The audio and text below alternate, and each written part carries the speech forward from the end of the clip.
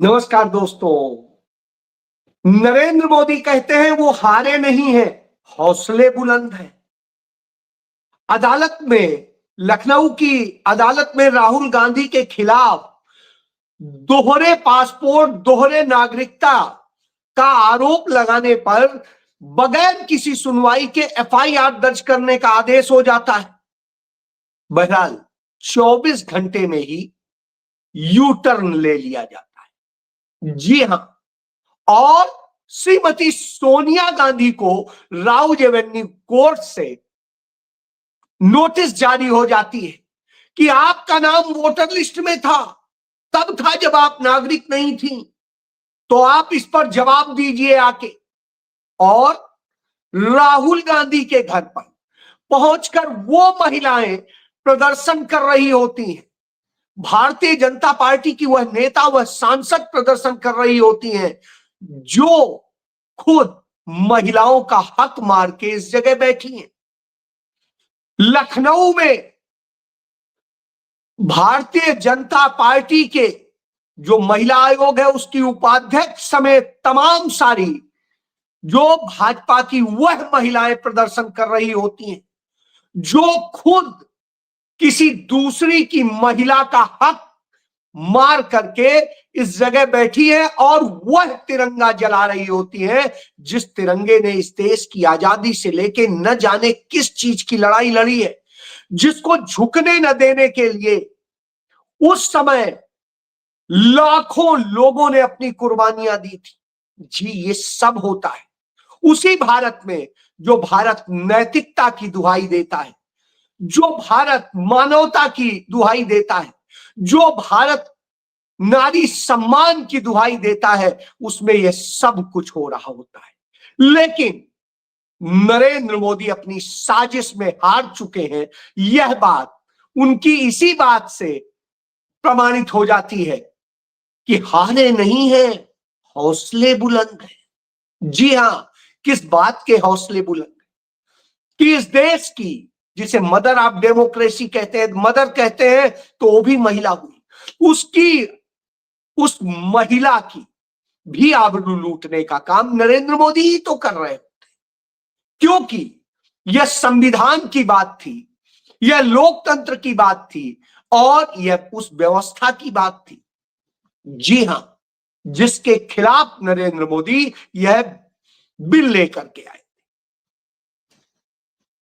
जिस तरह से नरेंद्र मोदी ने महिलाओं के पीछे छिप करके, महिला आरक्षण के पीछे छिप करके अपनी वह कलुषित मानसिकता पेश की थी कि वो मदर ऑफ डेमोक्रेसी की इज्जत लूटेंगे, मदर ऑफ डेमोक्रेसी से डेमोक्रेसी को खत्म कर देंगे, यानी मां के बच्चे को की हत्या कर देंगे।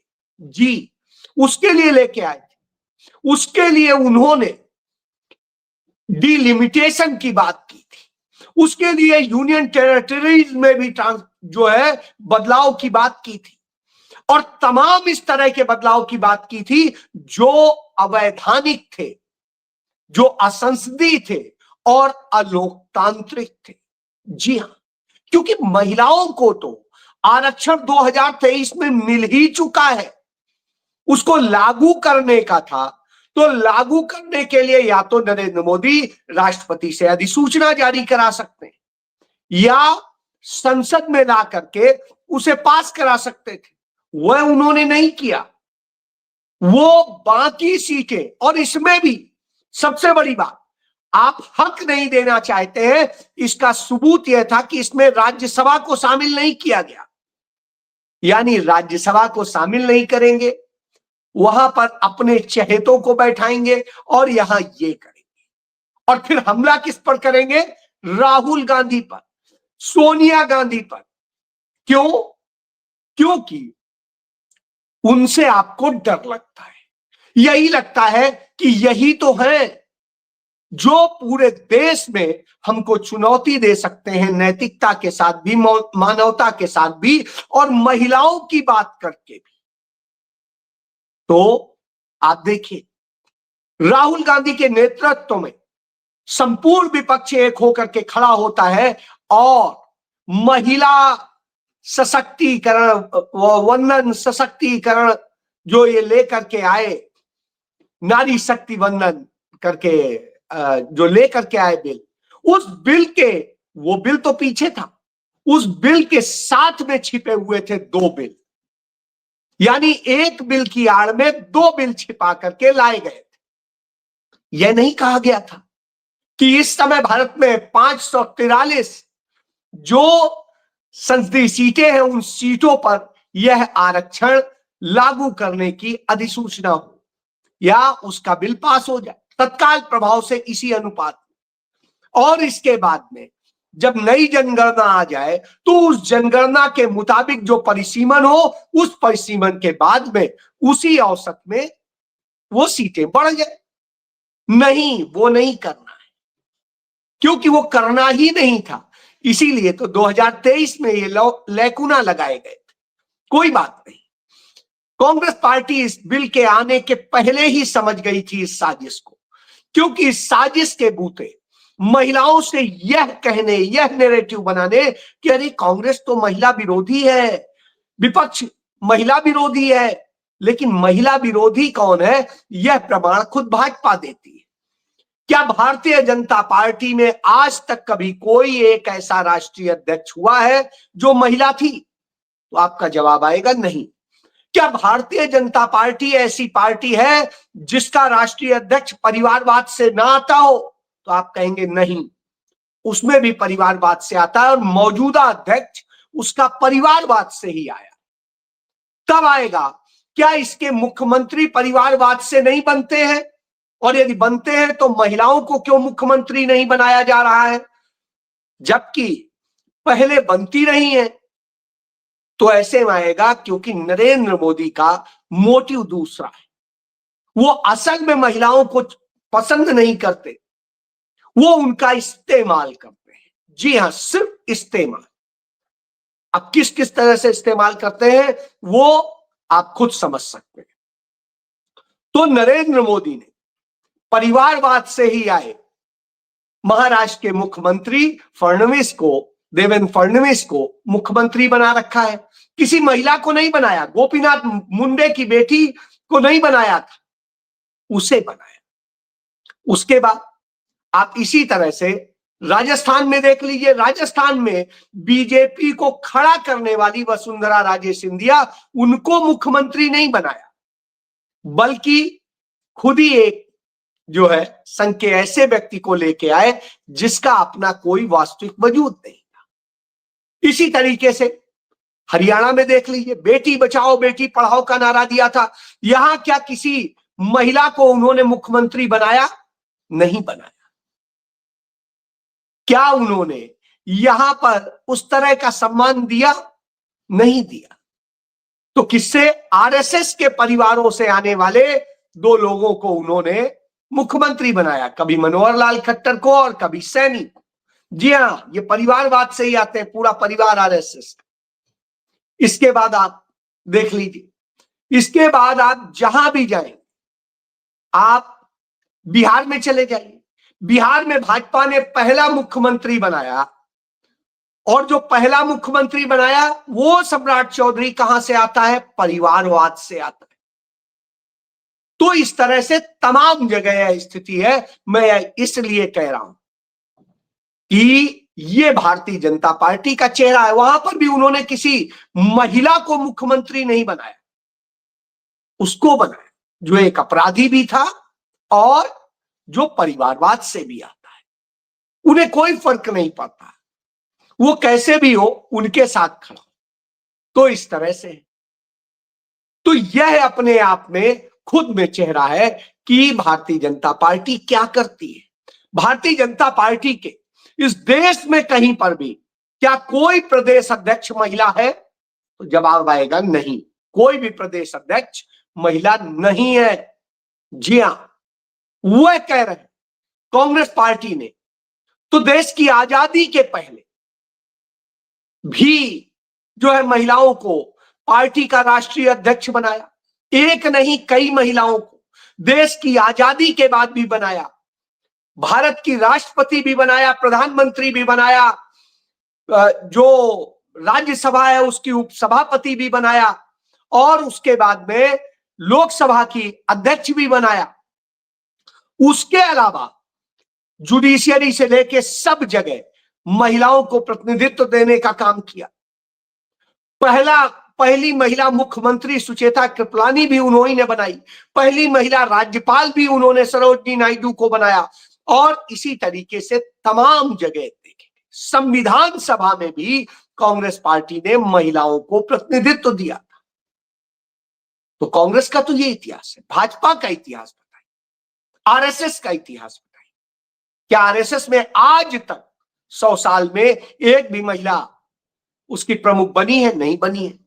भाजपा जो 46 साल की 46 साल की हो चुकी है, उस 46 साल की भाजपा में और उसके पहले जनसंघ में, यानी पूरे 76 साल में, 77 साल में, क्या उन्होंने एक भी महिला को राष्ट्रीय अध्यक्ष बनाया, प्रदेश अध्यक्ष बनाया? नहीं बनाया। तो यह स्थिति है। अब आता हूं असली मुद्दे पे। तो जो विरोध किया गया वो कहीं महिला आरक्षण का विरोध नहीं था। यह भारत के संविधान पर, लोकतंत्र पर और भारत की जो गणराज्य की अवधारणा है उस पर हुए हमले को रोकने का एक तरीका था और वह सफलतापूर्वक रोक दिया गया। 12 साल में पहली बार नरेंद्र मोदी को संसद के भीतर बुरी तरह मात खानी पड़ी और उनकी जो कुटिलता थी वो पकड़ ली गई। इससे परेशान है तो कह रहे हैं यह हार नहीं, मेरा हौसला बुलंद है। असल में यह हार, और हार नहीं होती तो राहुल गांधी के घर पर, हालांकि जब क्या प्रधानमंत्री के आवास पर आप प्रदर्शन की अनुमति देंगे? नहीं देंगे। तो राहुल गांधी के घर पर, जिनके जीवन को सबसे ज्यादा इस देश में खतरा है, जिनकी सुरक्षा भी कम कर दी गई है, सब कुछ कर दिया गया, तो वहां पर प्रदर्शन करने कौन जाता है? हेमा मालिनी जाती है। ये हेमा मालिनी है कौन? ये हेमा मालिनी भाजपा की वही सांसद है जिन्होंने धर्मेंद्र की एक पत्नी का हक मार करके, जिस तरह से कानूनी दांव पेच खेलने के लिए मुस्लिम धर्म में धर्म परिवर्तन करके, अपना नाम बदल के, धर्मेंद्र का नाम बदल के शादी की थी। धर्मेंद्र के बच्चे भी थे, पत्नी भी थी, सब कुछ होते हुए उस महिला का हक मार के जो बीवी बनी हो और फिर बाद में धर्मांतरण किया हो, तो अब आप समझ लीजिए कि जो इस तरह चोरी करती है वो प्रदर्शन करती है। वो स्मृति ईरानी प्रदर्शन करती है, जो स्मृति ईरानी अपनी सहेली का पति चोरी कर लेती हैं। और इसी तरीके से तमाम सारे लोग हैं ऐसे जो प्रदर्शन कर रहे हैं। लखनऊ में महिला आयोग की जो उपाध्यक्ष है अपर्णा यादव लिखती है, अरविंद सिंह बिष्ट एक हमारे साथ जो है पत्रकार हुआ करते थे टाइम्स ऑफ इंडिया लखनऊ में, उन अरविंद सिंह बिष्ट की ये लड़की है और इसने किससे शादी की है? प्रतीक यादव से। प्रतीक यादव कौन है? उस साधना गुप्ता के बेटे हैं जिस साधना गुप्ता ने अखिलेश यादव की मां का हक मार करके, उनके हक पर डाका डाल करके और इस पुत्र को जन्म दिया। जी हां, अखिलेश यादव की मां के साथ में अन्याय करने वाली की वो औलाद है और उससे शादी करके इस अपर्णा ने यादव बन गई। अरविंद सिंह बिष्ट को इनाम मिल गया, उन्हें सूचना आयोग में सदस्य बना दिया गया और न जाने क्या क्या मिला। इतना कुछ मिल गया कि कुछ कहना नहीं। किसका हक मारा? उस महिला का हक मार के जन्मी वह है अपर्णा यादव। और उसके बाद जब मुलायम सिंह यादव कमजोर हुए, अखिलेश यादव के ऊपर हमला बोलने के लिए इसने साजिश रची और जाके अजय सिंह बिष्ट और आदित्यनाथ जो इन रिश्ते में इनके भाई लगते हैं उनके पास जाकर के चली गई। तो अब वो यह कर रही है मलाई खाने की। जी हां, तो वो उस झंडे को जलाती है, तिरंगे को जलाती है, जो तिरंगा कांग्रेस का, वह तिरंगा जिस तिरंगा को लेकर के भारत की आजादी की लड़ाई लड़ी गई। महात्मा गांधी उस तिरंगे को थामे हुए थे, उस तिरंगे को सरदार वल्लभ भाई ताने हुए थे, उस तिरंगे को सुभाष चंद्र बोस ताने हुए थे, उसी तिरंगे को भगत सिंह ने भी ताना था, और उस तिरंगे को चंद्रशेखर आजाद ने भी ताना था। उस तिरंगे को इस देश के तमाम, चाहे मौलाना आजाद हो या और दूसरे लोग हो, उन्होंने ताना था, पंडित जवाहरलाल नेहरू ने ताना था, और उसको लेकर के भारत की आजादी की लड़ाई लड़ी गई थी। जिस तिरंगे के नीचे खड़े होके इस देश के 7,34,000 लोगों ने उस समय आजादी के वक्त में शहादतें दी थी, शहीद हुए थे, कुर्बान हुए थे। जी हां, उन राहुल गांधी के खिलाफ प्रदर्शन किया जा रहा था, जिन राहुल गांधी के परिवार की महिलाएं 125 साल से इस देश की आजादी से लेकर इस देश को बनाने तक के लिए लड़ाई लड़ी और इस देश के लिए शहीद हो गई। चाहे स्वरूप रानी नेहरू जी रही हो, चाहे कमला नेहरू जी रही हो, और चाहे इंदिरा गांधी रही, चाहे उसके अलावा पंडित नेहरू के परिवार की और महिलाएं रही, तमाम ने तमाम कुर्बानियां दी हैं, तमाम लोग शहीद हुए। तो उनके खिलाफ प्रदर्शन करते हैं, उस कांग्रेस के खिलाफ प्रदर्शन करते हैं जिसने महिलाओं को समानता का सबसे पहली बार हक दिया, जिसने उसकी लड़ाई अंग्रेजी हुकूमत से भी लड़ी, भारत के संविधान में उसे शामिल कराया, नेहरू रिपोर्ट ने उसे शामिल किया था, और उसके बाद श्रीमती इंदिरा गांधी ने समानता की पूरी रिपोर्ट बनवाई थी, और उसी के आधार पर राजीव गांधी ने महिलाओं को 33% आरक्षण की शुरुआत की थी, और उसके बाद लगातार यह बढ़ता रहा। नरेंद्र मोदी हो, भारतीय जनता पार्टी हो, उत्तर प्रदेश का मुख्यमंत्री आदित्यनाथ हो, इन सब ने उस आरक्षण को रोकने का काम किया था। याद करिए 2010 में जब यह आरक्षण लाया गया था, तब इसका विरोध करने वाले कौन थे? खुलकर विरोध करने वाले यही अजय सिंह बिष्ट उर्फ आदित्यनाथ, जो यूपी का सीएम है, हुकुम नारायण यादव, जो भारतीय जनता पार्टी के बिहार से सांसद थे, और रमेश बैस, जो भारतीय जनता पार्टी के मुख्य सचेतक थे, और सचेतक ही जो है आदेश जारी करता है।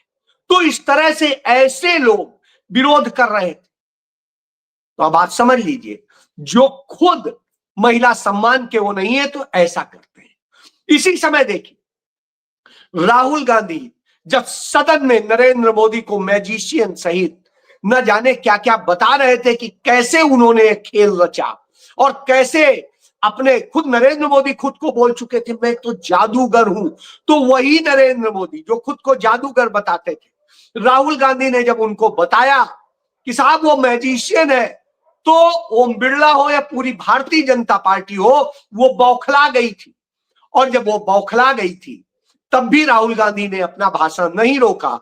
तो लखनऊ हाई कोर्ट की एक बेंच ने जो है आदेश जारी कर दिया राहुल गांधी को सुने बिना, उनका पक्ष जाने बिना, कि उनके खिलाफ एफआईआर दर्ज की जाए, जो विघ्नेश आया था कर्नाटक का भाजपा का, और उसके उस पर एफआईआर दर्ज करने का आदेश दे देता है।